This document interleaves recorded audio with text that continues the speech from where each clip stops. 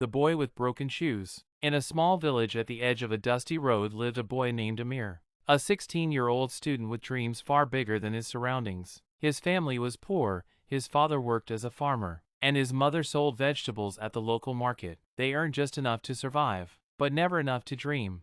Every morning, Amir walked 5 kilometers to school wearing a pair of torn shoes that barely held together. The soles were thin and cracked, and sometimes pebbles pricked his feet. Still, he never complained. He carried his old, faded bag tightly on his shoulder, filled with second-hand books that smelled of time and struggle.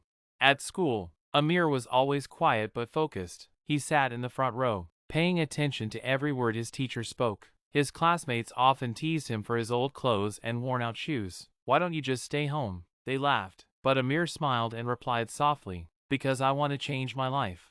Despite his poverty, Amir was one of the brightest students. He loved mathematics and science. At night, when others were asleep, he studied under a dim kerosene lamp while mosquitoes buzzed around him. Sometimes hunger made his head spin, but he would drink water and continue reading. His mother often watched him with tears in her eyes. "You'll make it one day," she whispered, though she barely believed it herself. One afternoon, the school announced a national science competition. The prize was a scholarship to one of the best schools in the city. Amir's heart raced. It was his chance, maybe his only chance, to escape poverty. He worked harder than ever, collecting scraps of metal and wires to build a small homemade windmill that could generate electricity.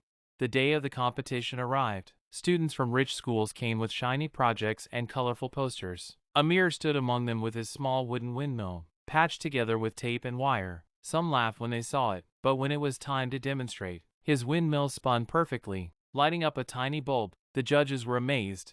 Weeks later, Amir received a letter. His hands shook as he opened it. He had won the scholarship.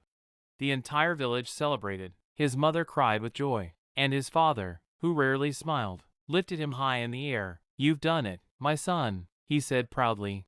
Years passed, and Amir's life changed. He studied hard, graduated with honors, and became an engineer. But he never forgot his roots. He returned to his village and built wind turbines to bring electricity to every home. The same boy who once studied under a weak lamp made sure no child would ever have to again.